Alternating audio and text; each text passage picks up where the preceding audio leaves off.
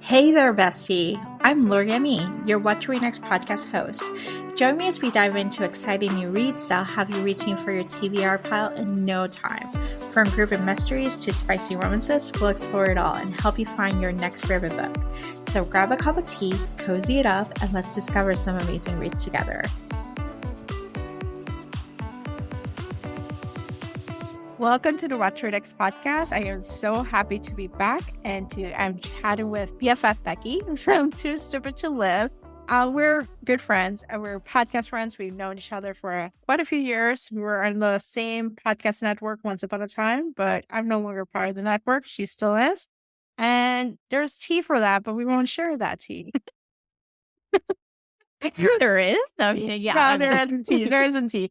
So it's just personal choices. Cold tea that's been sitting out. Oh my God, I shouldn't be saying any of this, but it's fine. It's in there. So we'll see. We'll see if this makes it a final cut. We're not sure. But Becky's gonna talk to us about one project that I sort of want to have, that I aspire to have, and we're gonna see if I actually follow through.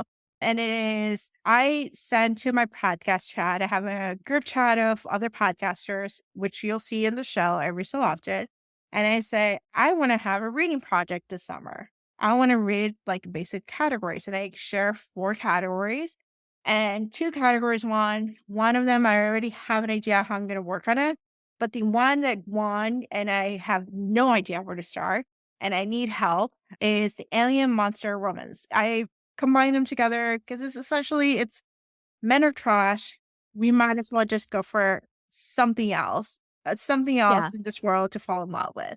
And so monster, aliens, and everything in between. My only experience with Alien has been I find the Barbarians for the first 3 books, and I find them delightful.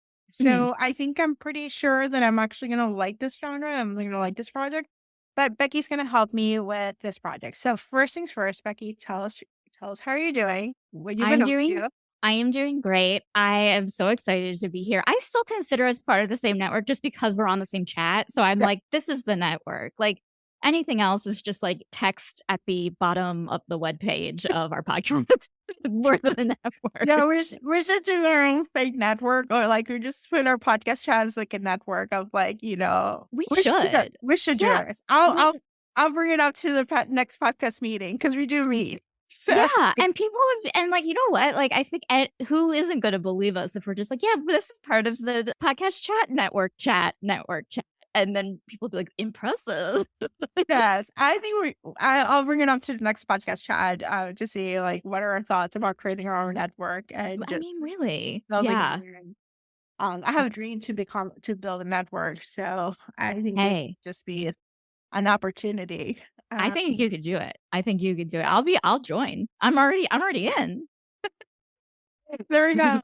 Sometime soon in the fall, there will be a podcast network featuring all great podcasts that you should listen to. Because we do have a really good lineup of podcasters there. And we got you with our Rex. And you're an encyclopedia of Rex. I feel like you've become you're the Siri.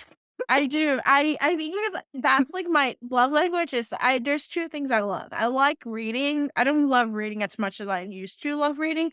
I love recommending. I love discovering new books. So I love scrolling through Libby and 15 libraries. So I scroll through Libby and check on new books, and I create tags, and I just look at covers, and I'm like, oh my gosh, this book is coming out. This book is coming out. So I have that opportunity. And I do the same thing with Kindle Unlimited, trying to look for books and create wish lists. And so I love recommending and scrolling through Facebookers and be like, oh, you like this trope? Here are 5 other tropes. So I love doing that. That part of discovery is so much fun. It's so helpful. And there's something so nice. It's weird because when the Rip Bodice first opened in Los Angeles, there used to be 2 floors. And on the second floor, it was all used books. And it was all books that, I'm going to generalize the kind of narrative here where, you're cleaning out your basement. You have all these books that you read and you're like, oh yeah, I remember that.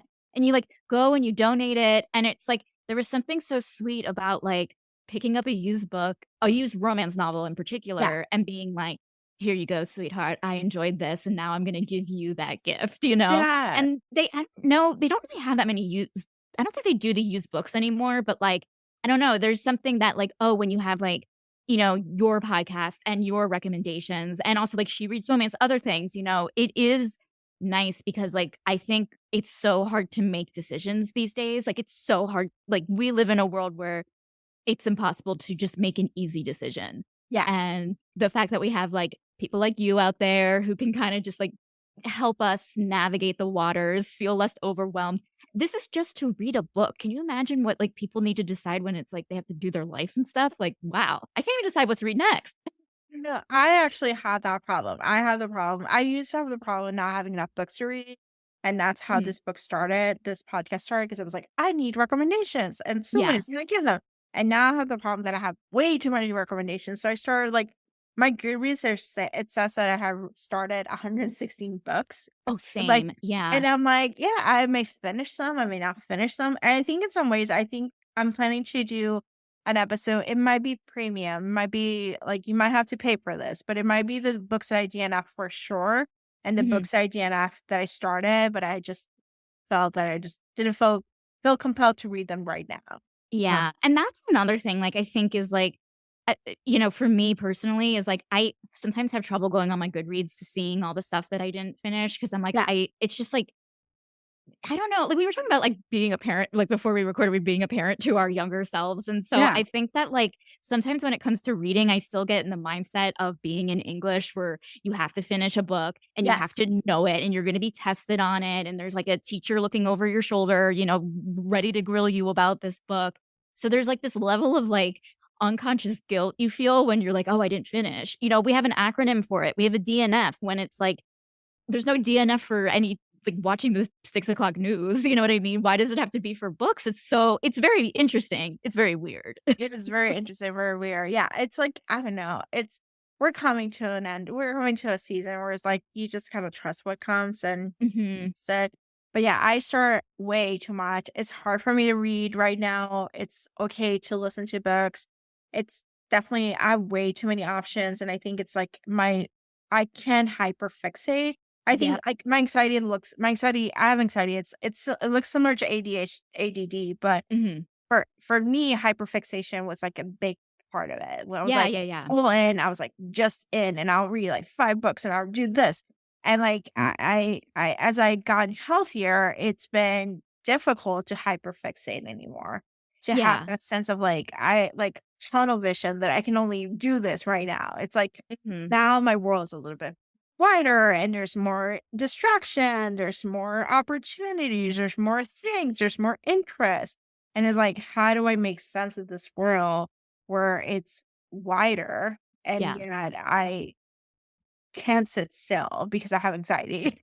I totally get it. Like, I do have ADHD and I do get hyperfixated, and there's nothing like like a hyperfixation. Like last year, I was like really hyperfixated on fantasy and like Game of Thrones and things like that. And so, like, obviously I read fantasy novels, romance novels and things like that, but, like, I just, like, crave to just, like I was saying before, just, like, going on walks and just, like, listening and just, like, daydreaming, and it just, like, it's almost like having a crush on an idea, you know what I Yes. mean? Yeah. Like I actually am back at daydreaming now. And it's like I to the listener, I actually take medication. I've been Oh, I medicated do too. for I don't know, 15 years with this medication. And this medication's job is to stop rumination. I Mhm. have 1,000 thoughts a month. If you think I talk too fast, imagine unmedicated me when I was thinking 1,000 thoughts in a minute. Like, it was just like, bam, bam, bam, bam, bam. It was like a Mhm. mind movie. So I take medication that quiets my thoughts and just it doesn't let me It ruminate. It slows doesn't them let me down, it yeah. slows them down. So it's a slow moving.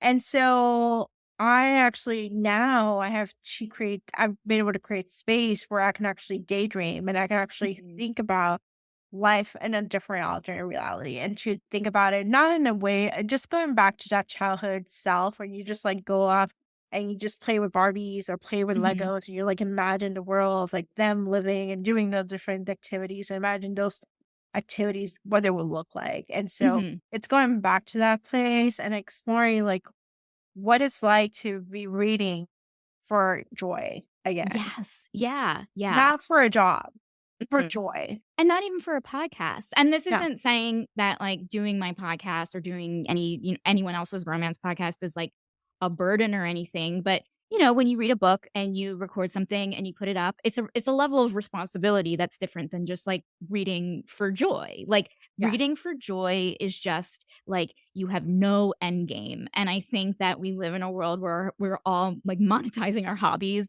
It's like yeah, it's weird if you're not, even though it's healthier if you're not. And so, yeah, just remembering like, oh, I love reading for my podcast. I also love reading for joy, you yeah. know? So this project may come on air, may not come on air. We don't know. We're gonna try the joy part. Yeah. So, Becky, tell us Mhm. about your history with alien monster romance. How did you end up in this world? Okay. Well, I love all sorts of romance novels, and I will, say that like right now, kind of my fixation is kind of monster alien fantasy. I refer to it for me personally as humanoid romance, Mm. where like this is kind of like also going back to like my obsession when I was obsessed with Star Trek a few years ago, going like just if they have like they stand on a certain amount of legs and then they have a certain amount of arms and like do you know what I mean? And they Yeah, can and they can have sex with you because I'm a romance reader, like it's yeah, like that kind of thing. So whether it is alien, whether it is well, I've read merman romance, so and they don't have legs. Well, you know what I mean. There's like they have a okay, torso, I guess. yeah. Torso romance. You can put your hand in their chest or something. Exactly. Do they have a torso? And that's like kind of how I'm seeing it all. And I know maybe I should probably start kind of going into the subgenres of like orcs versus aliens versus, fish monsters versus this versus that. But I'm still kind of like, honestly, in a way, like just because I do read other genres, to kind of fulfill my needs for the podcast, read other books just to take a brain break from all of it. Like I'm still kind of like, ooh, sex with this thing? Let's do it. Awesome. So, how?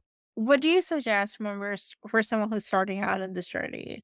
Okay. Well, I will say that it's interesting because I did you're like starting out on this journey as a romance reader already, or starting out on this journey as like, oh, I want to get into reading and I also want it to be this monster romance because they're two different things. And I have had someone on my show who is like, I never read romance and I want to read this alien romance.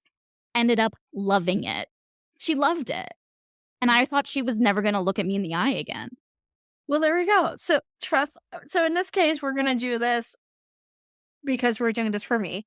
So Mhm. I am a romance reader, and I'm gonna give you a taste of what I read. I like Okay. to read contemporary. I like to read rom coms, a little bit of romance fiction, but reality, not a lot of fluff. Bad writing. Gotta Mhm. have bad writing. Just not Oh, yeah, yeah, yeah. sorry. Does not need to be a beautiful sentence. None of that shit. Mhm. I like fairies. I like Zodiac Academy, if you know what I mean. Mhm. Like this very like somewhat set in this world, but still like have some magic or some sort Mhm. of otherworldly kind of deal. Plot driven, so it needs to have a plot.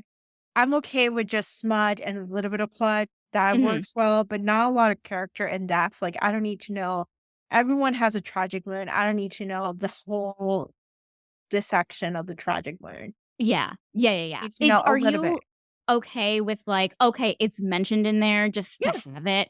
Okay, they all cool. do. It's everyone Yeah. has a tragic mood. It's like the Romance 101 is like, do you have dead parents or You have dead parents. What else? like what else? Your Like, sister was murdered by a serial killer. neglectful parents or like, Mhm. some dead sibling or dead something. Like it's always Yeah. they always have a tragic and both sides have a tragic mood. It's like not even Yeah. it's one of them. Like no And the it's like parents are allowed.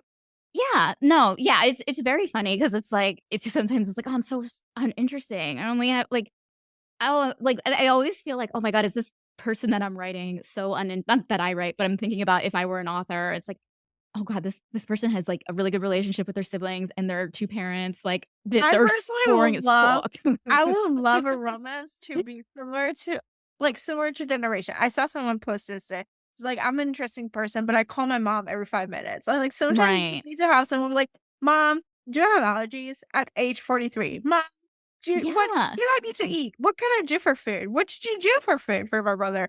What should you do right now? Like, have this, like, Mhm. mother relationship. Like, I know it sounds meddling and I know it sounds like not immature, but like us millennials, we are still attached to the parents in some way. Yeah. Well, Like, they like, honestly, they're taking our social security from us. We got nothing to thrive on. So yes, yeah, they owe it to us. We owe it yes. to ourselves to still act like little kids. And I'm sticking by it. Yeah, to call it today. We're actually recording this on Mother's Day, and I was like my I called my mom, and of course, like she's like waiting for me to like, is she gonna ask for money? Like, Yeah, like, I was like, "Okay, I haven't seen you." I'm like, "I got tickets. I'm gonna see you in September, and I'm gonna see you in December. I got 3 Mhm. weeks in September in December.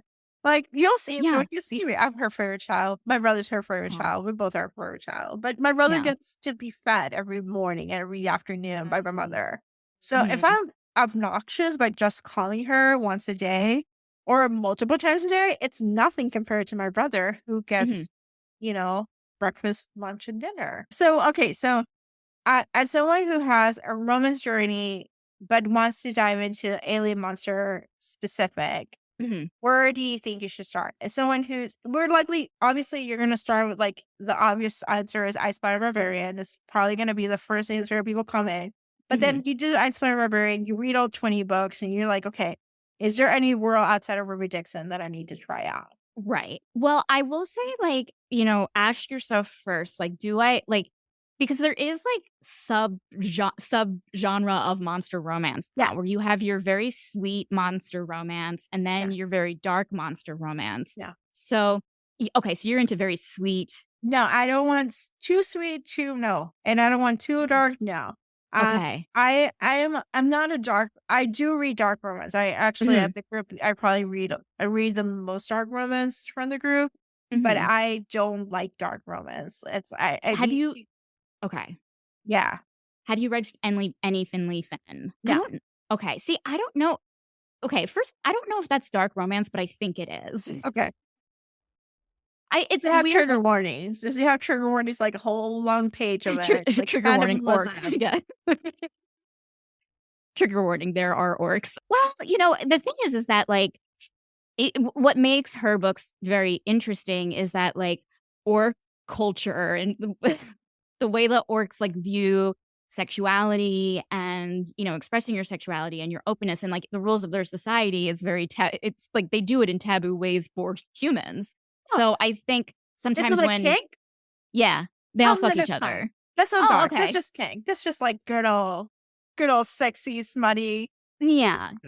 Yeah, dark But what I consider dark is basically like you were kidnapped and you're bully and then he's actually, does some things to you like SA and then you're like fall in love with him. That's dark. yeah, well, I wouldn't say that there's no essay in at least in my interpretation, but the thing is that I can understand if someone's reading this, going into this new, feeling uncomfortable with some of, like, the mores that orcs have regarding whatever, but also, like, I think, like, the first Finley Fenn book I wrote, oh my god, I read, I wish I wrote, it was The Librarian and the Orc, and Yeah. that to me I will say, like, it scared me to begin with because this is a woman who's was turned on by fear, and that's a really interesting dynamic, which, Yeah. like, oh my god, I just realized I had a dream where I was at Anna St. Andrew's Cross last night. Okay, never mind. Okay, like, in the Yeah. orc I had a dream I was in the orc sex dungeon last night. Anyway, point is, so I'm, like, really glad I'm bringing this up. But, it does, like, kind of cross a line of, Yeah. like, you know, she is exposed in front of other orcs, and it on like, if you were to see a scene like that, in real life, like, it would be like, "Let me save her." But in the book, this is very much a turn on for her. So it kind of, like, causes you to kind of, like, go into, like, oh, like, it makes you think about, like, your own, like, what pushes the line for you. Do you know Yeah. what I mean? Yeah. And so if you're willing to go to that place, I'd say, yeah, pick up a Finley Fenn. They're dense, they're disgusting, they're very, like, fluidy, like, Is there a these one sperm? I feel like that's the one that has like the gauntlets of so spirits. much. sperm, like hilarious amounts. Like there was like, I mean, I remember there was like one, when like you see like America's Funniest Home Videos and there's like a hose that goes out of control and like Yeah. that's what it feels like. That's what I picture of just like an orc. But the thing is that the orc's jizz tastes really good and it's like really healthy for you. Like so, like let's say like you like if you're on a journey, let's say, and like you don't like any of the food at the inns that you're staying with the orc, he can give you like a really nice full cup of orc jizz for you to drink, and you're like, "This was great. This was like a Slim Fast smoothie," and you live happily ever after. Well, there we go. And if we're listeners, so we said SA, it means sexual assault. Mhm, That's a aberration. I know that not everyone's in the lingo, so mhm. Yeah, the yeah, yeah. TikTok lingo, so just an Mhm. FYI. But yeah, I mean, like, it's so disgusting, but then, like, at the same time, it's like, okay, well, in humans, you yeah, know, we our bodies, especially particularly women's bodies, are, I guess some people believe that they're designed to take care of life, and just in orc world, orcs are designed to take care of life, and that's so. Is it disgusting because of like what I was raised as, like what's kind of seen as like appropriate, what's not appropriate, like it's so disgusting. But then I'm like, well, it's disgusting because I was taught to believe that this kind of stuff is disgusting. I mean, it's disgusting. Let's be real, it's disgusting. I need to because well, just a natural fluid. yeah, it's a natural It's all fluid. natural, and it Yeah. probably has protein and probably fiber. Like, it's the same thing as, like, breast milk, you know what I mean? Yeah, Like, we see, like, someone breastfeeding a baby in human form, like, the most beautiful, like, natural, like, look at this life taking care of life. that's just Yet like breastfeeding yeah, yet when, like, for someone chicks. is literally getting shot across the room with orc jizz, we're just like, "That's disgusting? I don't think so. That's wrong." There we go. Alright, so we'll try Family Fan. We'll try Mhm. a couple of those books, and there is some queer I think there's, like, some male orcs Yep. too, so Mhm. there's a little bit of everything, so Yeah. perfect, 'cause Yeah. There is we gotta have our queer representation too. Yeah, what's interesting about the orcs in that world is that there really is no, like, labels of, straight, gay, it is Love like, in orc world, love is love. Perfect. And I love this as someone who doesn't wanna be labeled, it's great.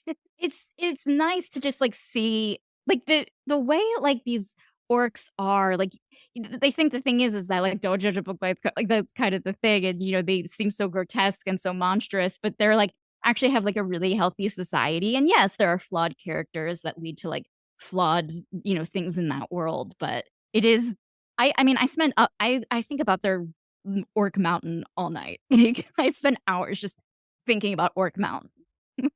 That's awesome. Alright, what's the next recommendation? What else do you Okay. recommend that you're like, "Okay, now you got I some orcs, try something else," you know? yeah, if you are into the fluidy thing, I mean, I'm sure you've heard of Morning Glory Milking Yes, Farm. and that's another sperm actually does its magic. Yes, this is like and here's another when I'm not thinking about Orc Mountain, I'm thinking about this world because in this world, what I really liked about it, like, this is a sweet story. So, there's nothing dark.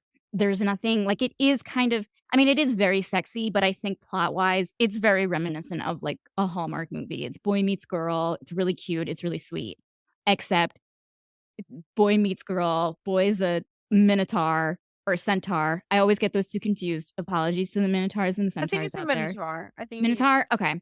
think so. So anyway, he's a minotaur, and her job is to jerk him off with like a special jerk off machine and later her hand to get his sperm because in this world, like minotaur sperm, like is contains like the cure all for everything and it's being used by like pharmaceutical industries, So when a minotaur goes in and like there are many like really great minotaurs there just going in, donating their sperm to help with like create science and cure diseases.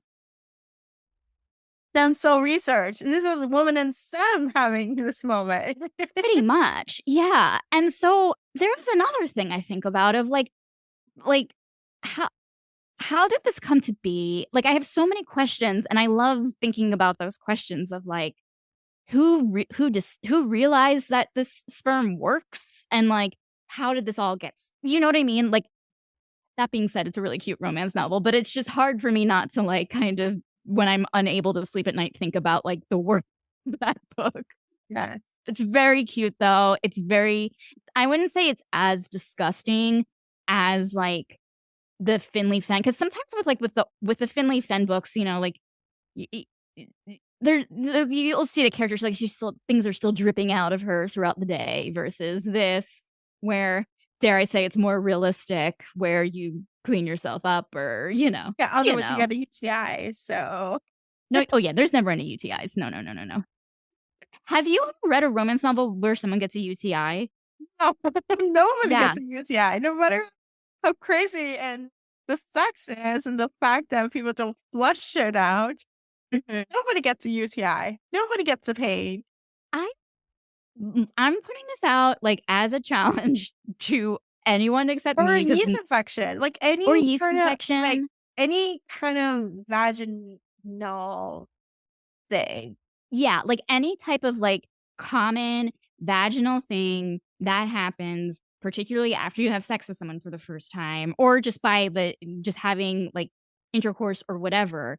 Like I would like even like perimenopause, I would love to read. You know what I mean? I'm just like, hey, I'm I very am glad, dry. yeah, I'm glad some authors include a period, which is great, Hmm. except that I did read a book that has a period scene, a heavy period scene that sounded like a crime fucking scene, and I was like, "Nobody if I was having that kind of heavy period, I would not like, it's just not realistic." I'm like, "No, like, do not come near me," you know? Yeah, like In you're that sense in of, so like, much your pain. pain, and she's like, Yeah. "The pain sex helps ease the pain." I'm like, "Okay, that may be your story. Everyone has a story."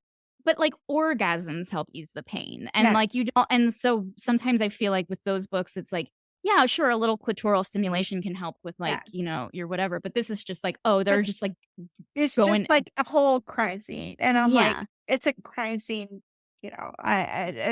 I still read her other books are great, Mhm. so I still read the rest of the series. This does not deter me, but I would like to have more representation of Yeah. like perimenopause, Mhm. yeast infections, Yeah. UTIs after Yeah. a really tough sex night. Like it was great, but sex Worth it. over. And then he's Yeah. like, you have a UTI, and then he takes care of you. How sexy is Irritating. that? Like, Yeah, like wow. I know, like, they go or, like, let's say, like, I don't know, like, they go and they pick up your, like, antibiotics for you. They get you cranberry Yes. juice. Like, I think this kind of stuff, It's like, scheduled it a telehealth visit, because like exactly. men can't schedule doctor's visits too. Did you Can know you that? believe I oh did my not I did god. not know that. I thought it was just like women can schedule doctor's visits, but no, Or men can. if you're dating a doctor, he can just write you the They're prescription not for supposed to. antibiotics. I know they're not supposed to, but listen, at the end of the day, we know our bodies, and sometimes you just need to if you already know what's going on, just skip that step. I Yeah. know it's bad. They're Not encouraging it in real life. I'm I encouraging know, it in that's the books. way to investigate fraud for doctors. Yes. Right.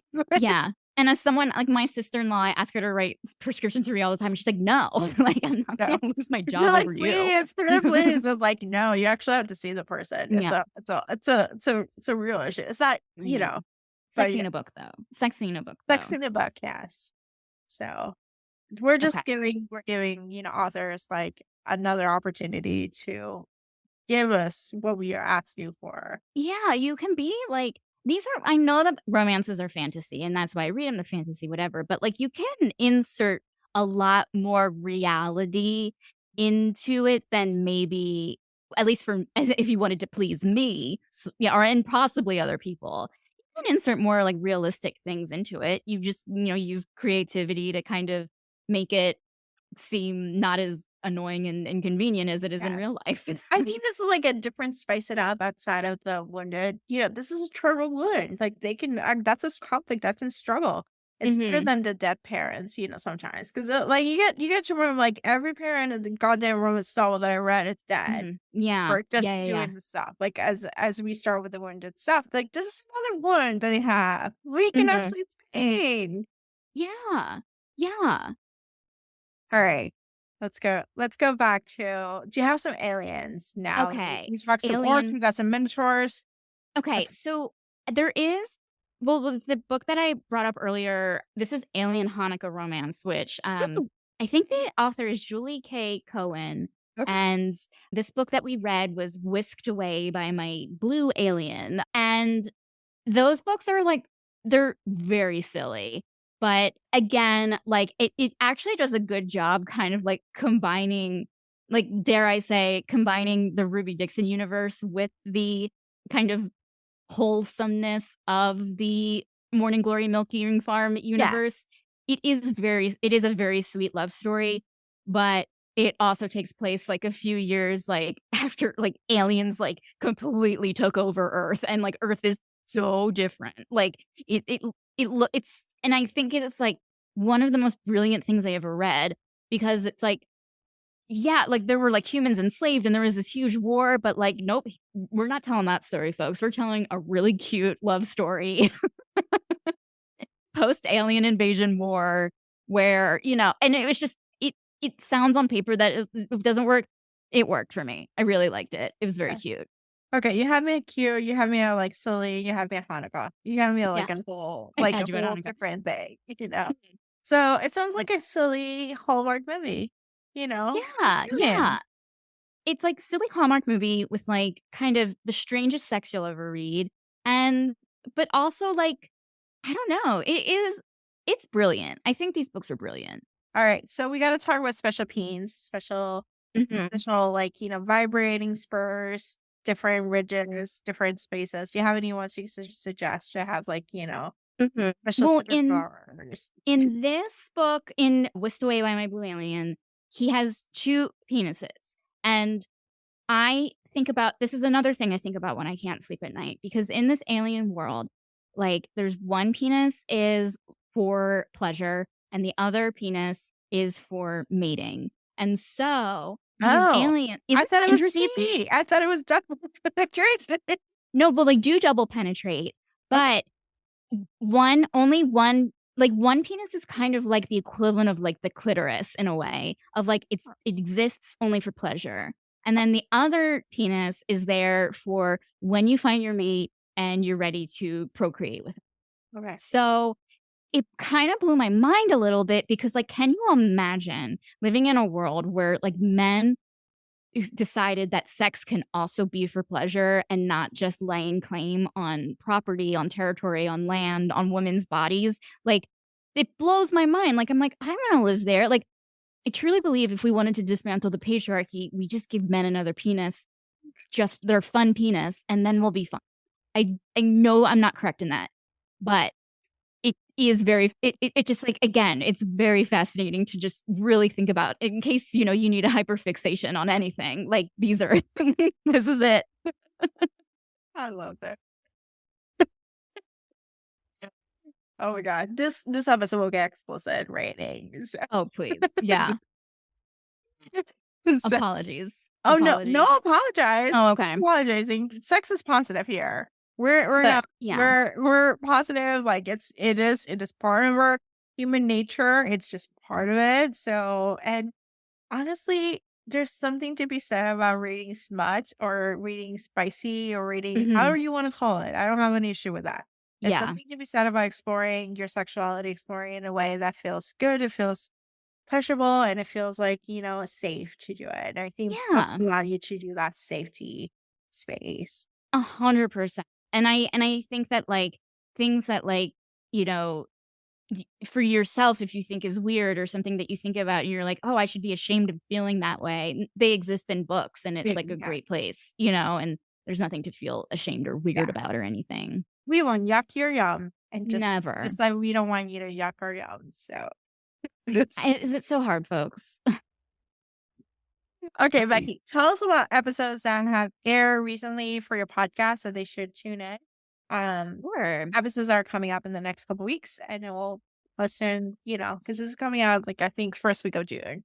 Oh, okay, cool. So let me look at my calendar here. So yeah, no, recent episodes I've done has been an alien romance. I recently put out an episode called Stolen by Starlight with my two good friends, Anne and Ryan. We had a great time discussing that book. And that's a book where there's a lot of like lore. Yeah, like it's like, a lot of like world building that really doesn't matter. And you can literally just like gloss over it, but you still care about the love story. So Stolen by Starlight. I'm very interested in reading the next book in that series.